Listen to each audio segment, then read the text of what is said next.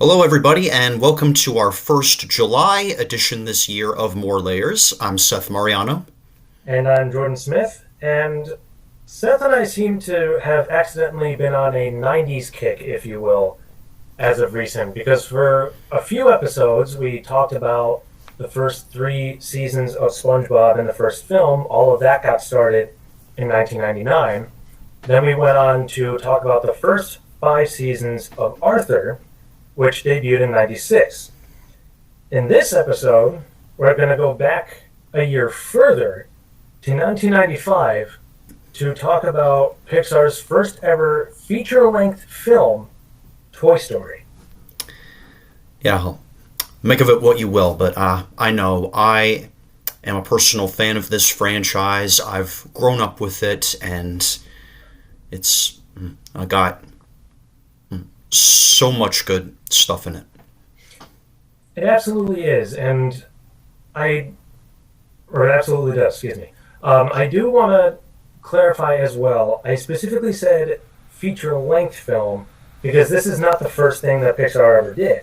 Right. Before they released Toy Story, they released about half a dozen animated shorts that were around 4 to 5 minutes long a piece.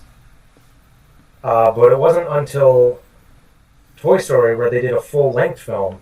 And this hit other milestones too, because not only was it their first feature-length film, but it was the first film in history to be animated entirely using a computer.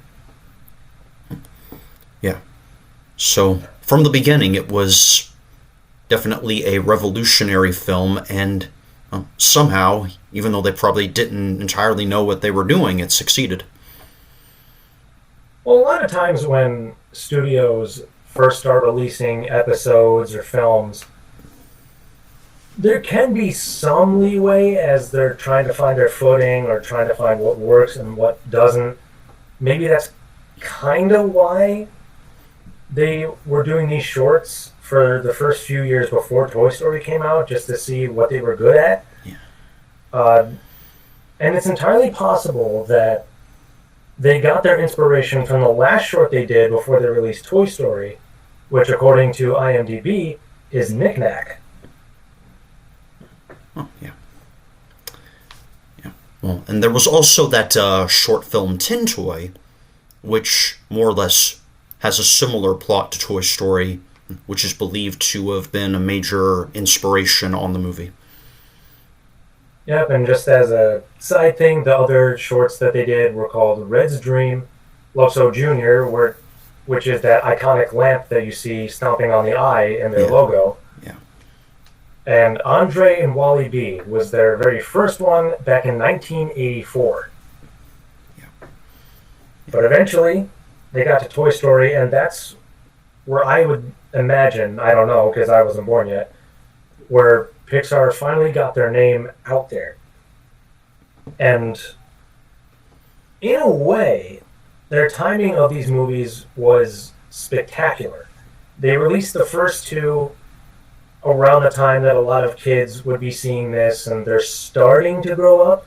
And then when they released the third one, it was when their main character grew up, and so did a lot of their viewing audience. Yeah, I believe I was maybe late in high school or about a ways into college when the third one was released. Yeah, because I believe the third one was 2010. Okay. About 2010, 11, 13, I forget. And that's okay. But we'll get into the film itself in a second, but we just wanted to really address the milestones that this film hit, the iconography as a result. There's just so much that brings people back to this film, even 30-something odd years later. Yeah, just a little over 30 now. And the main premise of this film, for anyone who somehow may not know, is the toys that children play with are in some sense alive, but they have this rule in place where they can only move when no one is looking. Yeah. Yeah. In a way, they're kind of well, like people have like all the same like emotional intelligence and whatever. It's kind of like if you ever read that Orwell novel Animal Farm, which I did once in high school. Basically, a bunch of talking animals, kind of with their own government system, but yeah, whatever. And it's a similar premise that you see in Secret Life of Pets, where Right. the idea is what do they do when everyone's away? Yeah. Now, there was one big plot hole that a lot of people felt like addressing when this film came out. Because partway through the movie, we get introduced to the iconic character Buzz Lightyear. And for a good chunk of the film, he thinks he's the real deal. So he doesn't think he's a toy. And for the longest time, people asked, if he thinks he's real, why does he freeze when Andy walks in the room? Yeah, something I never thought about, honestly. And it was something that kind of went unaddressed for a long time, and it was one of those things where, yeah, it bugged some people, but it wasn't something that they lost sleep over. But then, oddly enough, this year, when Toy Story 5 came out, they actually did kind of address it. I won't give away what the reasoning was, but Toy Story 5 does kind of, in a way, answer that question. Yeah. Kind of like what Ralph Breaks the Internet did, which I haven't really seen what they did with the princesses, I guess. Yeah, I will say, I do like the first Wreck-It Ralph a little bit more than the second one, but that's just me. The second one does have some great scenes. Anyway, it's established early on in this film that Woody, voiced by Tom Hanks, is kind of like the leader of sorts of Andy's toys. I don't know if that's necessarily because he was the first one there or because he was Andy's favorite for a while. But he kind of took charge and made sure everything stayed organized. Whenever, as it was established in this film, whenever there was a birthday party, they would secretly set up a monitor so they knew what toys were coming in. Yeah, it's like this whole operation. They like send a bunch of military toys like downstairs to kind of spy on everybody, and they communicate to them through a baby monitor. Now, from what I understand, the head toy soldier was voiced by an actual drill sergeant, if I recall correctly. Yeah. Technically, I believe he had prior military experience, and then he kind of played a sergeant in an old movie called Full Metal Jacket prior to Toy Story. So, I think he also played a drill sergeant in SpongeBob, or some type of prison warden. Either way, he was really good at it. So they're opening up these new toys, and one of the gifts that was listed was like a lunchbox or something. Yeah. And I believe it was Mr. Potato Head, voiced by Don Rickles, may he rest in peace. It's like, who invited that kid? yeah, when they mention him getting bed sheets. Oh, it was bed sheets. That's right. Yeah. I think a lunchbox was still mentioned, though. Yeah, it was. It was the bed sheets.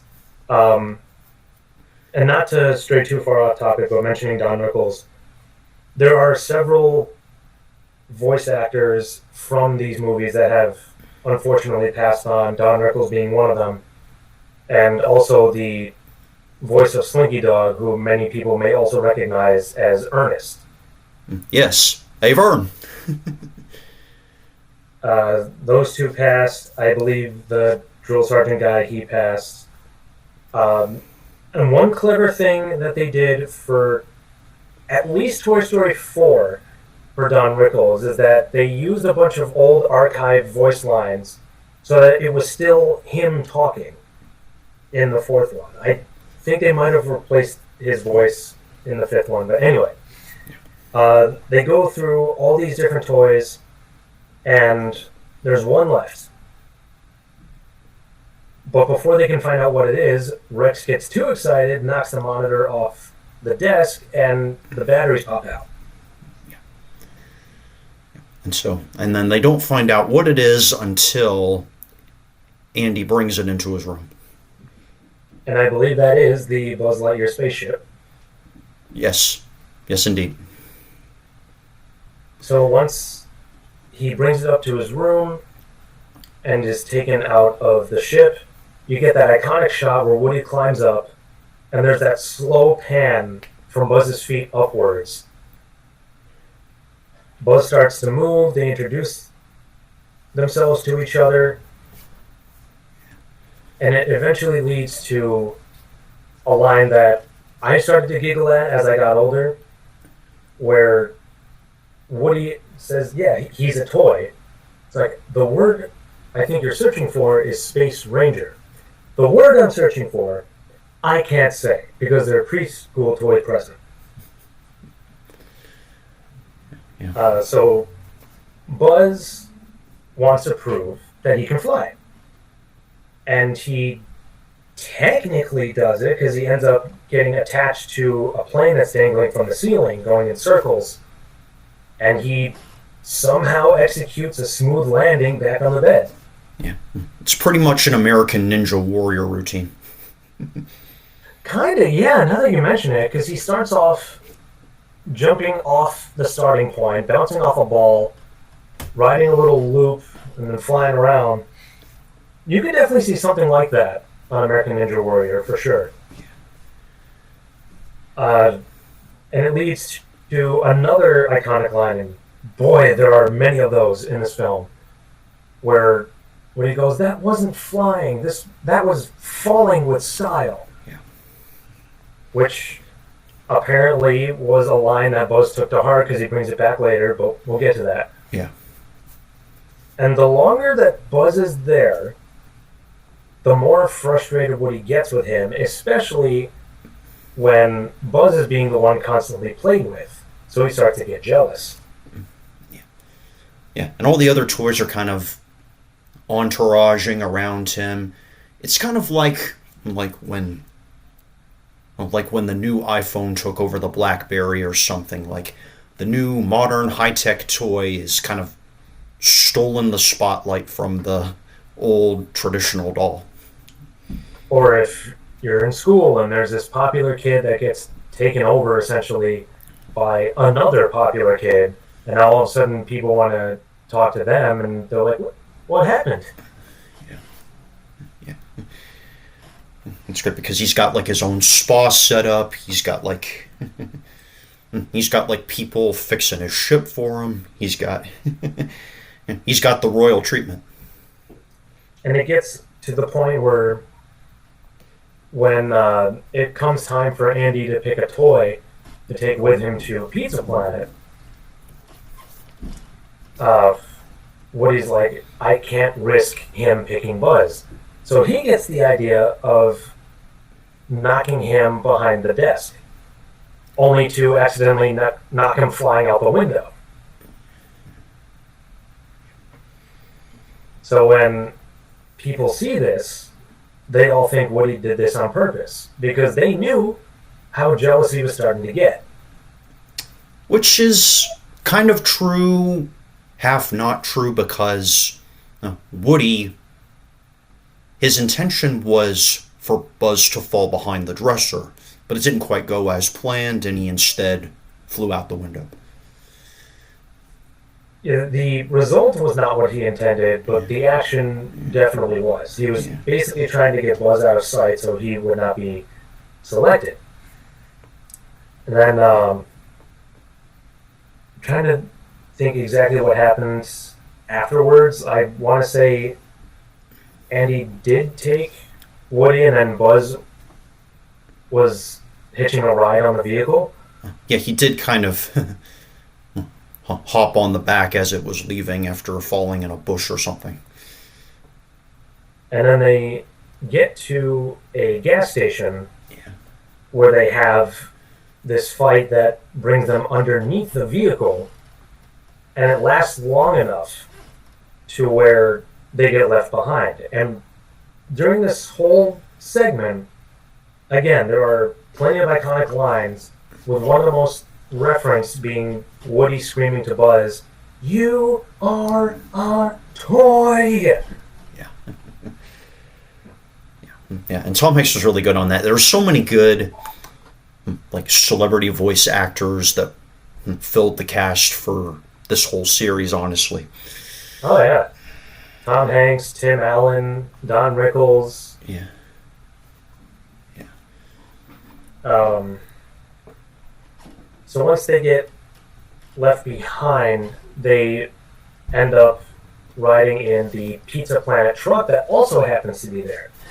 And this is another one of those recurring things that happens in Pixar movies, is that in some way, shape, or form, they always find a way to sneak the Pizza Planet truck in one scene in the movie, even if it's just a brief glimpse. But they somehow get the Pizza Planet truck in there. Almost every single Pixar film, John Ratzenberger voices one of the characters, in this case, Ham, the piggy bank. Yeah. So they wind up at the Pizza Planet where Andy went, and Buzz sees what he thinks is an actual spaceship with a bunch of aliens in it, but it's just a claw machine. Yeah. It's and it's there where they encounter arguably the villain of the whole story, Sid, the kid next door.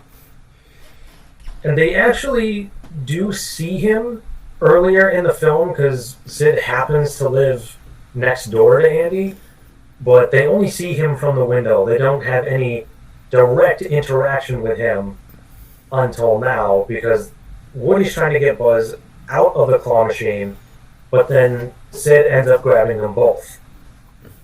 And this is another big topic of discussion that people have with this movie, is that Sid is, for sure, very cynical. He probably enjoys way too much what he's doing. But many people argue that he wasn't necessarily evil, especially since he didn't know until the very end of the film that the toys were alive. Some people say that he was just working with his creativity to put together these new toys, if you will. Granted, a few of them were kind of creepy, like the baby head on a bunch of metallic spider legs. But yeah, Sid definitely is a bit nasty, especially towards his sister. Whether or not he's evil, though, is another matter. Now, granted, if he knew the toys were alive, then yeah, he definitely would be considered evil. He does have some violent tendencies. He's like pounding on the glass of the crane game. He's like screaming quite a few times. He's pretty violent. He even, when they first quote unquote meet him, he even blows up a Combat Carl, as the toy is named. And he would have done the same to Buzz later with a much bigger rocket. But that's another scene we'll address in a little bit. So Sid grabs them, brings them back to his room, and from what I understand, the carpet in Sid's house is a direct reference to the same carpet in The Shining, which adds to the creepy vibes that this house has. Now, that does make a lot of sense considering the dark tone of The Shining, even though I've never watched it. Oh, I haven't seen it either, but even I know how terrifying that movie is. In fact, not to go off on too much of a tangent, but apparently the main female lead in this film, they actually did scare and traumatize her with this film. Yeah. And to see this film be referenced in Toy Story, it's one of those things where if you're a kid, you're probably not going to notice. Right, yeah. But as an adult, you catch on to more of these things, including something like this. Yeah. And there are even a couple lines that are borrowed from Back to the Future as well, earlier in the film, which, of course, I didn't pick up on at first, but now, since I've seen that movie later, I definitely notice now. Do you know what lines they were? One, I don't like confrontations, and the other one, I don't think I can take that kind of rejection. Oh. Yeah. That's definitely something I wouldn't have noticed. In fact, until now, I didn't. Yeah. And now that you've addressed that, I'll definitely be on the lookout when those lines are said again. Yeah. So once they both get brought back to Sid's room, they eventually run into these mutant toys, I think is their official group name. Basically, the top half doesn't match the bottom half. Like Right. a bunch of things been taken apart and mixed together. Like you got some action figure attached to the end of a skateboard. You got a duck that has one of those pop spring things. You even have a couple of legs attached to a fishing rod, which is apparently a subtle adult joke. I won't really go into that too much. But regardless, a bunch of weird combinations. Like Sid's sister, who isn't featured in this film for too long, she has this doll that he replaces with some type of pterodactyl head. Yeah. And while Buzz is brainwashed later, which I'll get to that in a second, but part of the reason he starts acting crazy when he's supposedly brainwashed is he wants to prove once and for all that he's a flying toy, especially after seeing an advertisement basically proving that he is. So he gets the bright idea to climb up on this railing and aims to jump out of a window to prove that he can fly, only to almost immediately fall down onto a flight of stairs, resulting in his arm popping off. Yeah. And did you recognize who the voice was announcing the commercial? I'm not sure I know. It was Penn Jillette from Penn and Teller. No kidding. Oh, yeah. I didn't pick up on that, even though I'd since seen him and heard him. But yeah, I thought that was pretty cool.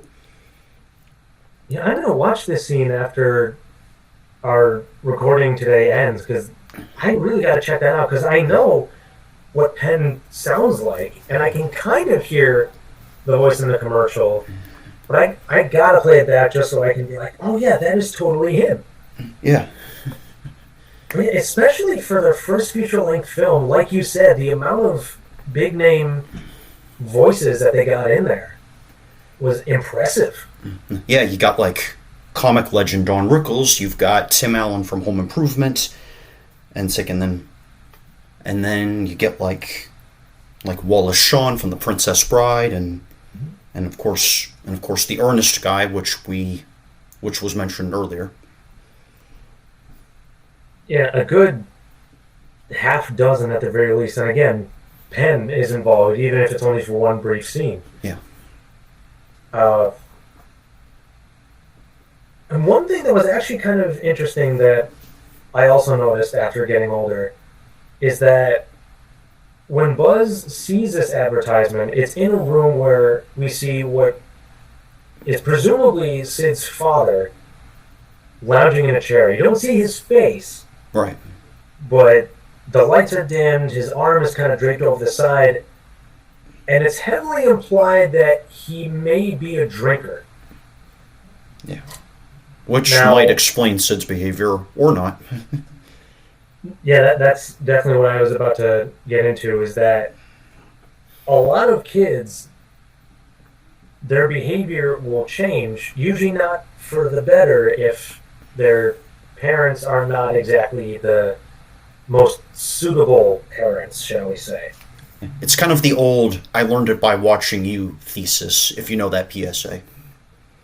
I do know that one. Yeah. And it's very solid because as kids are really developing and learning about the world around them, they learn a lot by watching. Yeah. And they'll often replicate what they see. For better or worse. Yep. And in Sid's case, it looks like it was worse. Yeah. In any case, after Buzz falls and his arm pops off, he goes insane, basically. Ends up having this little tea party with a couple toys that are headless, and this is where they make this Marie Antoinette reference. Yeah. Which, if you know the story behind Marie Antoinette, you know why that's dark, but also kind of funny. Yeah, I didn't think about that, the headless thing. Yeah. But even just Tim Allen's delivery on this one is just, it's so ridiculously, over the top. It's it's implied that that Buzz is drunk, in this case on tea, which in a way is kind of a family film version of the sort of cliche, if there exists this, of the girl getting dumped and smashing herself or something in a romantic comedy. Yeah. So after Woody finally finds him and his arm is still disattached, and they make this joke, it leads into another one of those most quotable lines in the film, where Buzz, while having this apron and flowery hat, goes, "Don't you get it? You see the hat? I am Mrs. Nesbit." And I was about to combine the names. Woody snaps Buzz out of it by grabbing his arm and smacking him in the face with it. And it kind of works to some degree because Buzz does lose the character, if you will. But then he thinks about how he wasted his supposed years of academy training. Yeah. And then he slips into a depression. Yeah. While this happens, Woody sees all the other toys from Andy's house across the way. So he wants to try and convince them that both of them are okay, especially Buzz. So he uses Buzz's arm, supposedly making him talk, being like, "Hey, I'm Buzz Lightyear," and they all get relief for a second, but then he accidentally exposes himself by bringing the whole arm into frame, and now they think that not only did he knock Buzz out the window, but he also, in some capacity, kind of mutilated him. Or killed him. So when they were about to throw them a line, they pulled it back, saying, "We don't want you over here. No. You might come after us next." No. Yep. Yep, and then they're kind of stuck in the house that night while it's raining out, storming. And then Sid was originally going to launch Buzz that day with the rocket. And when I say rocket, I mean like a fireworks style rocket. right. Well, like you said, it was raining, so it gets delayed, which buys them some time. And so now, at this point, Buzz is in a deep depression, a deep identity crisis, which probably makes this one of the most relatable scenes. And what he's saying, what he tells Buzz, well, the reason Andy thinks you're so great, it's not because you're the space ranger you think you are. It's because you're a toy, and you entertain him, you make him happy. It's like, you're not just a toy, you are his toy. And I forget how this happened, but Woody ends up trapped underneath like a crate of sorts while he's talking to Buzz about this. Uh, but then eventually, with Woody's words kind of sparking that motivation, and then Buzz helping him, they get him out. But then they gotta figure out what to do about Sid. So this leads to one of the only instances where they break the rule of not moving in front of a human. Yeah. Yeah. They realize that the only way to make Sid stop treating toys the way that he does is scaring the crud out of him. So they kind of do this zombie apocalypse thing where a bunch of toys are rising up out of the sand or the water, slowly surrounding him, and Woody starts off by talking and addressing him directly while he's sitting on this grill. So it starts to creep him out, and I think when Woody is like, "We toys can see everything," and he twists his head all the way around, I think that's another reference to something. I feel like it might be, but I'm not sure what. It probably is. But then not only does he speak to Sid, but he moves, looking straight in his eyes, with the iconic line, "So play nice."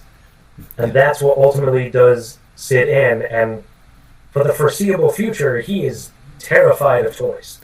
He's been scared straight. Even to the point where when his sister shows a toy to him, he's very quickly backing up, trying to run off. Yeah, like bawling like a little kid practically. And this could have been the last that we ever see of Sid, and for all we know, he's traumatized like this for life. But in Toy Story 3, we see a character working as a garbage man who wears the same shirt that Sid did, giving us the assumption that that's him grown up.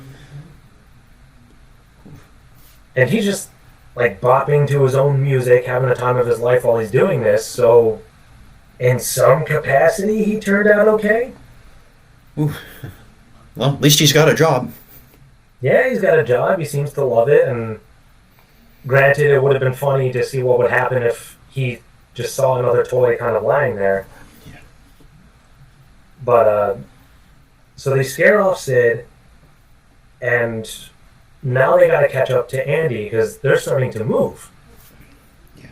So most of the toys are in a moving truck, and now they gotta catch up somehow. They get the RC car, which I actually had one of those as a kid. So did I.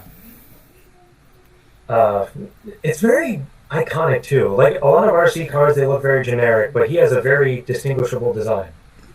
Yeah, it's got like a face, got eyes on it.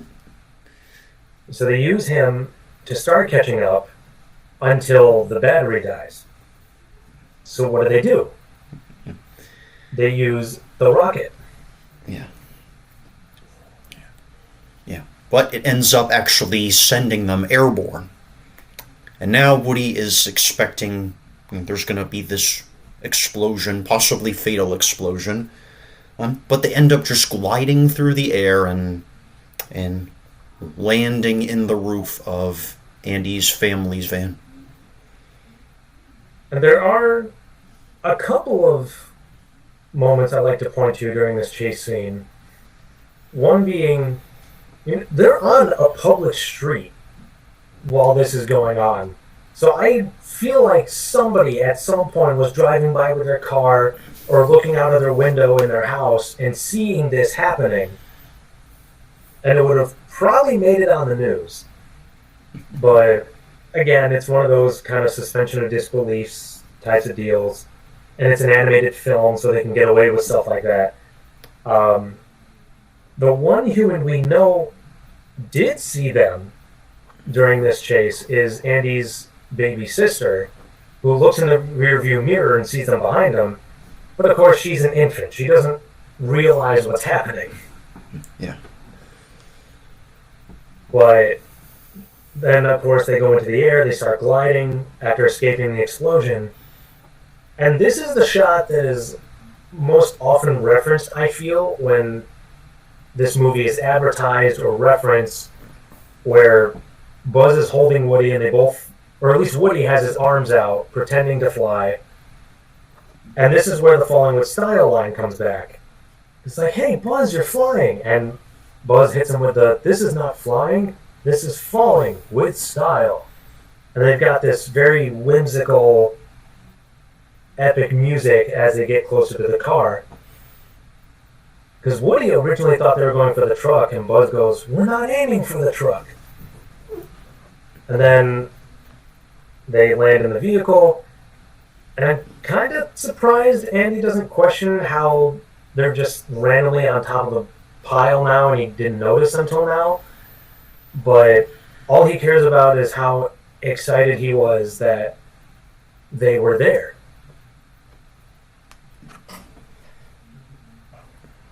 And then I think it just cuts to them in their new house. Yeah. And, you know, everyone's reconciled, they're having a good time. And Buzz and Woody have established that from this point forward, they're going to be good friends.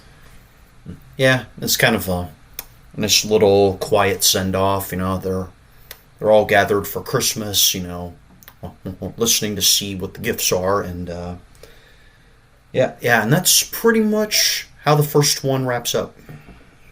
It does have one quick moment when they're starting to pan out, and then it zooms back in after you hear Andy say, ooh, a puppy. Yeah. And then Buzz and Woody are like, oh boy. Yeah. But this, like the main title song, and I think it's played during the credits too, you get the very recognizable song sung by Randy Newman, You've Got a Friend in Me. Yeah. Now, the second movie did something during the credits that I wish the first movie did, and that's having animated bloopers. Right. But, you know, it was a great way to end the first movie. It kind of sets up a second one because the puppy that they talk about does appear in the next couple of films. Yeah. And it started Pixar's career and this now 5-film franchise, which I'm assuming will keep going.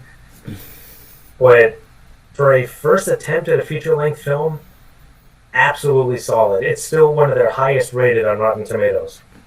Yeah, I think it's one of few that has a perfect aggregate score. And I think the sequel had that too. Yeah, probably. Now, with this being the first computer-generated film, there were some Uncanny Valley type things in there. A lot of people like to point out that some shots of the humans and Sid's dog looked really freaky at times. But again, this is 1995. At this point, CG was mostly used for, say, giant monsters or some fancy machinery. Like Jurassic Park had a lot of CG. Yeah. But to have this film be entirely CG, they had fewer sources to pull from. So, again, for a first attempt, absolutely solid. And the fact that people still come back to watch it 30, 31 years later, that tells you how big, how special, how important to a lot of people this movie really is. Yeah. And of course, I guess you could say inevitably it's become this big cultural phenomenon. You see, you know, attractions, a whole Toy Story land at Disney, and it's been super nostalgic ever since it's been out. And you know, Disney holds something in high regard when they dedicate an entire section of their park to it. Yeah. And not just kind of bundling them all up in one Yeah. whole theme.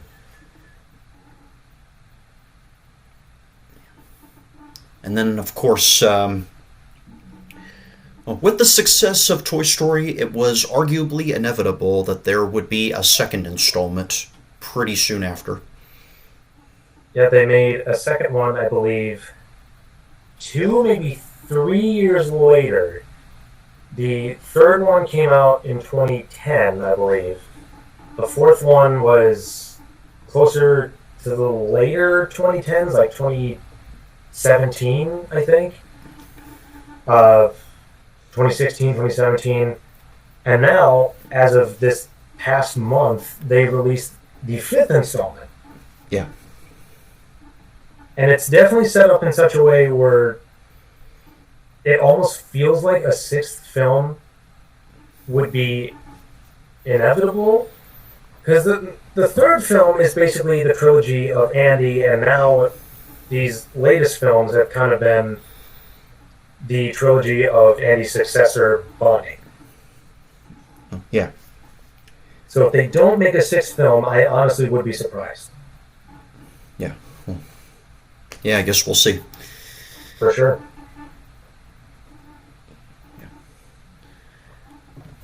And so, yeah, that's pretty much, the beginning of a franchise that has pretty much rocked the world ever since it's come out. It's very significant, very historical, and if you, our wonderful viewing audience, want to hear us talk about other Pixar or Disney films or other stuff in the Toy Story franchise, even some of their own shorts that they had, let us know. We love talking about these movies. Well, but until then, thanks for watching, listening, and you can stream us on YouTube and YouTube Music.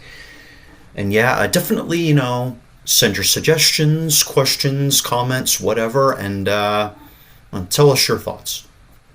Yeah, whether it be this podcast or the theater shows that we do, we love interacting with our audience. So anything you have to say or ask us is more than welcome. Yeah. So until next time, see ya. So long, everyone.